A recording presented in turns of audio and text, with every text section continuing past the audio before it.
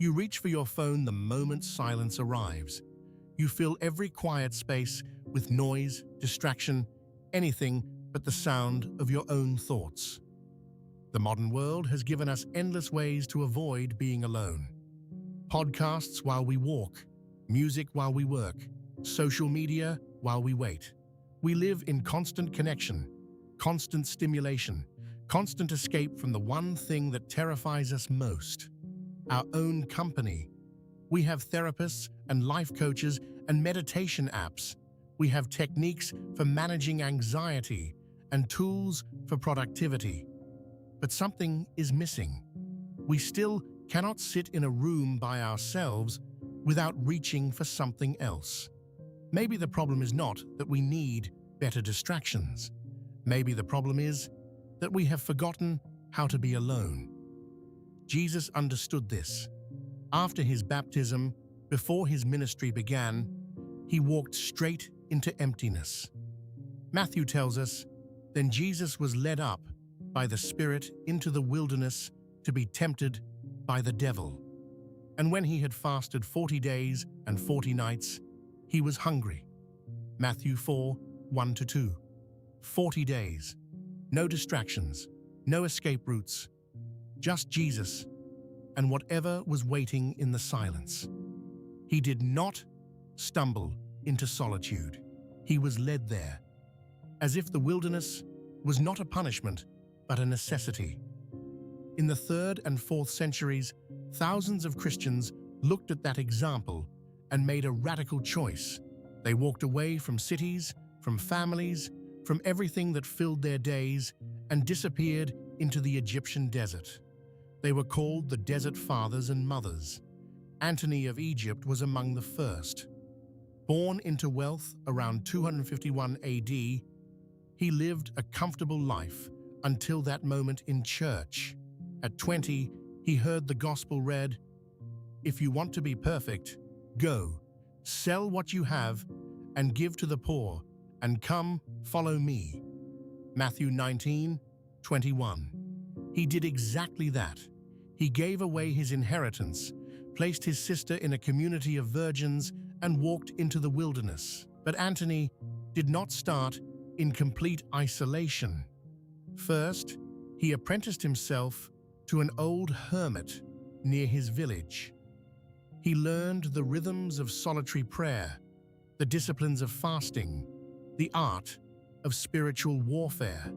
Only after years of preparation did he venture deeper into the desert. For 20 years, Antony lived in complete solitude in an abandoned fort along the Nile. Friends brought him bread twice a year. Otherwise, he was alone. When people finally convinced him to emerge in 305 AD, they expected to find a broken man, perhaps mad from isolation. Instead, Athanasius wrote, "His appearance was as it had been before his withdrawal. His soul was pure, neither constricted by grief, nor dissipated by pleasure, nor affected by laughter or dejection." What had he found in that silence? Evagrius Ponticus, another desert father and one of the most brilliant minds of his age, spent his life trying to answer that question. A former deacon in Constantinople, he had fled to the desert after a scandalous affair nearly destroyed his career. In the wilderness, he discovered something unexpected. Evagrius wrote, "When you are praying, do not shape within yourself any image of the deity, and do not let your mind be formed by the impress of any form, but approach the immaterial in an immaterial manner, and then you will understand." This was not about escaping reality. This was about discovering what reality actually was underneath all the noise. He also observed, "A mind that has been dispersed by passions cannot pray purely, for it is dragged down by impassioned thoughts and cannot stand firm." The Desert Fathers called it the work of solitude. They discovered that when you strip away every distraction, when you sit with yourself long enough, something emerges. Not immediately. Often what comes first is terror, boredom, rage. One father said, "The cell of a monk is like the furnace of Babylon, where the three young men found the Son of God. But it is also like the pillar where Peter wept bitterly. But if you stay, if you do not run, something shifts." Abba Moses explained it this way: "Sit in your cell, and your cell will teach you everything." The cell was not just a physical space. It was a way of being present to whatever arose without immediately reaching for an exit. They learned that solitude is not the absence of relationship. It is the place where you finally meet yourself, and in meeting yourself truthfully, you discover you are not alone at all. I want to be careful here about what I am saying and what I am not saying. I am not suggesting you abandon your responsibilities and disappear into a cave. The Desert Fathers lived in a different world with different possibilities. They could walk away from society in ways most of us cannot and should not. But their discovery remains startling and relevant.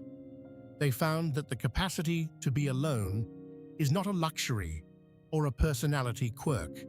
It is a human necessity.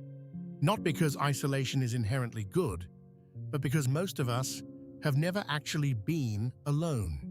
We have been alone with our phones, alone with our anxieties, alone with the constant chatter of our minds. But we have never been alone with ourselves. The difference is enormous. Solitude is not loneliness. Loneliness is the pain of being disconnected from others.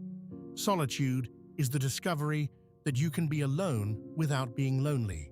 It is finding that you are enough company for yourself, that there is something in you worth knowing, worth sitting with, worth befriending. The Desert Fathers called this discovery the peace that passes understanding, not the absence of struggle or difficulty, but the presence of something larger than struggle, something that remains steady when everything else shifts. They found that in learning to be alone, you learn to be present. And in learning to be present, you learn to be human in a way that no amount of connection or distraction can teach you. Maybe you do not need to walk into the Egyptian desert. Maybe you just need to turn off your phone for an hour and see what happens. The silence is not empty.